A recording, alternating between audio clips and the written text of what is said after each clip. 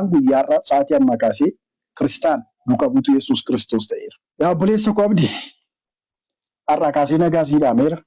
Nagaatti. Nagaa fi araarri Waaqayyoo Gooftaa keenya Yesuus Kiristoos isiniif haa ta'u. Islaamummaan naga'eera. Akkuma beekamu obboleessa kiyyaa Abdii Raggaasaa duukaa uummanni Islaamaa alaaf keessa jiru itti dadhabdanii gatii guddaa kanfaltanii hanga guyyaa har'aatti aarsaa isinirraa barbaachisu kanfaltanii akka inni yaalamee lubbuudhaan jiraachuu danda'u carraa laattaniitu. Gamanumaan hawaasni Musliimaa bal'aan bakka jirtanitti galatoomaa jechuun barbaada. Egaa akkuma beekamu immoo duulaa obboleessa keenya Abdii Raggaasaa irratti geggeeffamaa jiru utuu inni madaasaa qullaasaa haadha isaatti argisiisuu kan hin dandeenye baasee uummata duratti kumaan kan lakkaaman duratti kunoona dhukkubaa jira jedhee utuu argisiisuu madaasaa dhukkubbiisaa miidhamasaa namni hubachuuf dadhabuudhaan qooda madaa mucaa kanaa qooda saayikoo mucaa kanaa eeguu irratti duuluudhaan irra darbame immoo nu fayyadamu jechuudhaan duulli godhamaa jiru waan qalbii namaa cabsuuf nama qaaneffachiisudha. Gatiin Abdii Raggaasaa miliyoona 16 qofaadha. Akkaataa hojii isaatti miliyoona 16 miti biliyoonni 16 itti xiqqaata.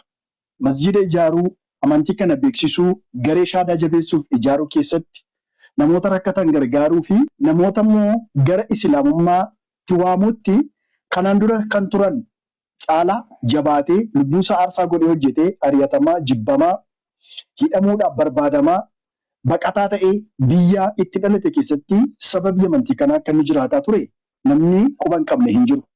Haa ta'uyyuu malee yeroo ammaa kanatti garuu qoodi abdiif galatni abdii maal ta'ee jira? Duula irratti banuu ta'ee jira.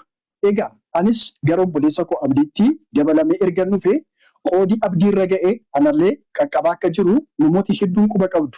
Jaalalliif kabajni isin biraa qabnu kanaan ergii hin deebiti taate hanga guyyaa har'aatti wanti nu wal biraa qabnu yoo jiraate obbolummaa Islaamummaati.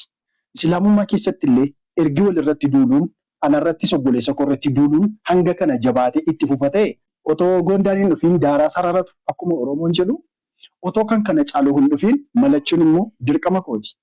Kanaaf waa walitti qabnu immoo Islaamummaa waa wal harkaa qabnus Islaamummaa kunoo Islaamummaa keessan isiniif deebisee jira. An guyyaa har'aa sa'aatii ammaa kaasee Kiristaan duukaa buutuu Yesuus Kiristoos ta'eera.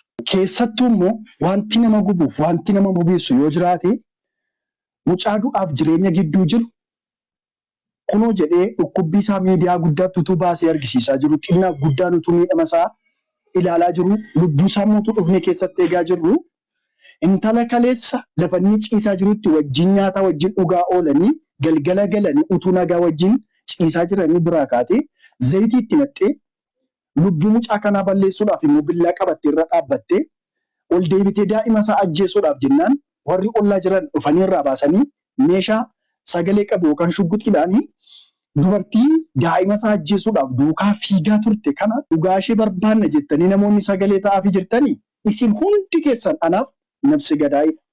Nafsi gadaa'ii duukaa garuu taa'ee waaqa waaqeffadhu tokko iyyuu hin qabu. Amantii walitti qabnus illee tokko hin jiru.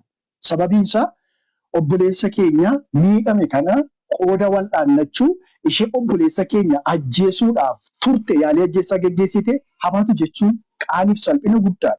Obboleessa koos immoo irra deebi'anii ajjeesuudha. Qoodi obboleessa kootti dhufe anaan immoo akkanatti deemaa jiru waan naa galeef otoo aduun hin mi'iin dafee gaaddisan beekutti baqachuun dirqama kooti. Egaa kanaafiyyuu lama taanee lubbuu keenya dhabuur mucaan abdiis immoo bakkeetti abbaa malee guddachuur maatiin keenyas immoo nu lamaan qaban dhabanii tokkitti lamaan keenya dhabuurra tokkoon keenya hafnee daa'ima abdiifis maatii keenyaafis jiraachuun dirqama ta'a. Inni yoo barbaade har'a sadu borii sadu sa'aatii barbaade yaadu. Ani garuu jiraachuun barbaada wanta ta'eef jireenya filadheera. Abdii Raggaasaatiif wanta naamu yoo jiraate yeroo barbaadde du'uun mirga keeti. Akka barbaaddeettis du'uun mirga keeti.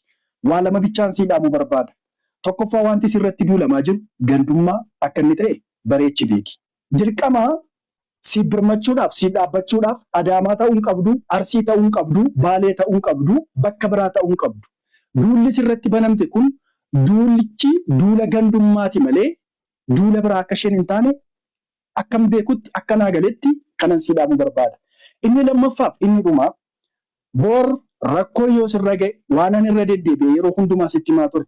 itti gaafatamaa wabii lubbuu keetiitii yeroo hundumaa namni si sodaatu boriilee lubbuu kee namni balleessu Haayider Abdii Bilisummaa fi maqaa garee shaadaatiin biyya keessa kan socho'aa jiran gaaddidduu garee shaadaa jala dhokatanii maqaa garee shaadaa jala dhokatanii namoonni socho'aa jiran siifis maatii keefis lubbuu keefis baay'ee namoota sodaachisoo akka isaan ta'anan bareechee sitti nu barbaada. Lafa deemtutti of eeggannoo jabeessi. Dhugaa jirtu miidiyaadhaaf ragaadhaan walitti deebina. Nagaan turaa. Nageenyi Rabbi isinirraa jiraatu. Uummata koo uummata Islaamaa macha hundumaa hunda keessan jaalala guddaa kabaja guddaan isinii qabaa. Isiniin jaalladhaa.